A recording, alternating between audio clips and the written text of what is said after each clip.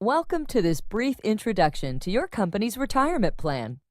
Your company carefully selected TrustPoint to oversee your retirement savings plan. Together, we are dedicated to helping you understand how your retirement benefits work. The more you understand, the more prepared you will be for a secure retirement. During the next 10 minutes, we will review your retirement savings plan and the 4 simple steps to retirement savings. Before we do, let's take a look at your retirement future. Do you ever think about where your money will come from when you stop getting a paycheck? Or how much money you will need for a comfortable retirement? Most of us are painfully aware that Social Security will not be enough to live on in retirement. In fact, for most Americans, Social Security will only replace 30 to 40% of their income, which means you have to provide the rest. To live comfortably, most people need 70 to 85% of their current income every year in retirement. To reach 85%, a recent industry study determined that you would need to have 10 times your ending salary saved by the time you retire. To reach that goal, they suggest that you have 1 times your annual salary saved by age 30, 3 times by age 40, and 6 times by age 50. Most of us don't start saving right away, though, because retirement seems so far away, and there are plenty of other things we would rather spend our money on. But the earlier we start, the better prepared we will be. It's important to take responsibility for our retirement, even if we start small. For example, let's say you start working at a job when you are 22 years old and have the wisdom to start saving for retirement right away. You save $100 per month, no more, no less, and you don't stop contributing until age 65. Assuming an 8% rate of return, you would end up with about $412,000 at retirement. But what if you wait just 5 years and start saving at 27 instead of 22, committing to the same formula, $100 a month, until age 65? You would end up with about $275,000, which is still a lot of money, right? But what was the cost of waiting? $100 a month times 12 months times 5 years is $6,000 that was not invested from 22 to 27 and had a negative $137,000 impact on your retirement. That shows the time value of money and the magic of compounding. Your 401k plan makes saving for retirement a breeze. You pay yourself first. The money comes right out of your paycheck and into your retirement account. Plus, 401k accounts are portable, so you can take your retirement savings with you if you leave your current employer. Enrolling in your 401k plan involves only 4 simple steps. First, how much should you save? Second, which contribution option is right for you? Third, which funds will you invest in? And fourth, who will be your beneficiary? In the next few minutes, we will help you answer these 4 questions. First, how much? The rule of thumb is that people should aim to save 10 to 15% of their paycheck. That may sound like a lot of money, and many of us can't do that right away. The key is to start small and get in the habit of increasing your deferral by 1 or 2% each year. A great time to do this is when you get a pay increase because you're not used to having the extra money in your check. If your company offers an incentive to save for retirement in the form of matching dollars, aim to get as much free money as the company is willing to give you. If there was a great big pile of money sitting in front of you and you were told you could have it, would you say no? That is what you are doing when you're not taking full advantage of employer matching dollars. Second, which contribution option is right for you? All plans give you the option to defer your contributions pre-tax, meaning before taxes, which is the traditional 401k. Some, but not all plans, let you choose to contribute after-tax dollars, which is the Roth 401k. Saving into the traditional 401k has the least impact on your paycheck because you won't pay taxes now on any money that you contribute into your 401k account. All of your contributions and earnings grow tax-deferred, which means you postpone paying taxes until you take the money out in retirement. With the Roth 401k, you're not going to get a tax break now on what you contribute, so it will cost a bit more out of your paycheck. The benefit is that all of your contributions and earnings will be income tax-free to you in retirement if your money has been in a Roth 401k for at least 5 years and you are at least 59 and a half at the time of withdrawal. As you can see from this bi-weekly paycheck example, your pre-tax contribution comes out before taxes. So your $60 contribution will only cost $53 because of the tax savings. With the Roth, you pay taxes on the $60 you contribute to your 401k.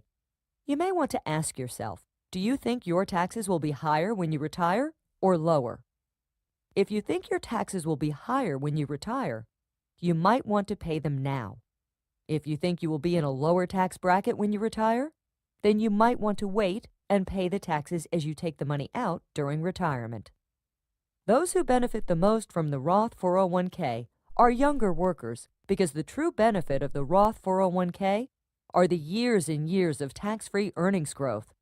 Contributions to Roth 401k also allow you to save tax-free money for beneficiaries. Regardless of whether you choose the Roth 401k or the traditional 401k, employer contributions and earnings will always be pre-tax and will be taxable as income when you start drawing the money out at retirement. Third, which funds will you invest in? For most people, having to decide how to invest their money is the scariest decision, but we're going to make it very simple. You have 2 basic options. You can choose from profiles, which are portfolios that TrustPoint manages, making all investment decisions for you. You simply choose a profile based on how much risk you are willing to take. Or you can build your own portfolio from a list of individual mutual funds that have been carefully selected for you. Let's talk briefly about basic investment concepts. All investments have risk, and there is a direct correlation between risk and reward. There are 2 basic types of investments: stocks and bonds. With stocks, you are an owner. So, if you have 100 shares of McDonald's stock, you are a very small owner of McDonald's. With bonds, you are a loaner. You are lending your money to a corporation, government, or municipality. They promise to pay you interest or income for a specified period of time, and then give you all of your money back, much like a CD at the bank. With stocks, you make money when the company prospers and the stock price increases, as well as when dividends or profits are paid to shareholders. With bonds, you earn interest or income over the duration of the loan. When you select your investments, it is important that you remember that stocks are considered riskier than bonds. We don't want you to think that bonds don't have risk. They have different types of risks than stocks. The basic concept is that stocks are considered riskier than bonds. So the more stock exposure you have, the more risk you are taking. The TrustPoint profiles are risk-based portfolios. Each profile has a predetermined range of stock and bond exposure that helps you determine the amount of risk you might be taking. Depending on market and economic conditions, TrustPoint will increase or decrease the allocation to stocks and bonds. For example, in the high-growth profile, stock allocation can be as low as 80% stock or as high as 100%. You will never exceed those parameters. The most conservative profile is the fixed income profile. Fixed income is another word for bonds. It is an all-bond portfolio. It will never contain stock. The conservative growth profile is more bonds than stocks. The balanced growth profile is about half stocks and half bonds. The moderate growth is more stocks than bonds. The high growth profile is the most aggressive, with almost all stocks. In theory, the further you are from retirement, the more risk you might want to take, but only if you are comfortable with it. Then start getting more conservative as you near retirement. TrustPoint takes a risk-based approach to investing because everyone has their own personal risk tolerance, which is your ability to weather the ups and downs of the market. When you choose your investments, consider how much risk you are willing to take.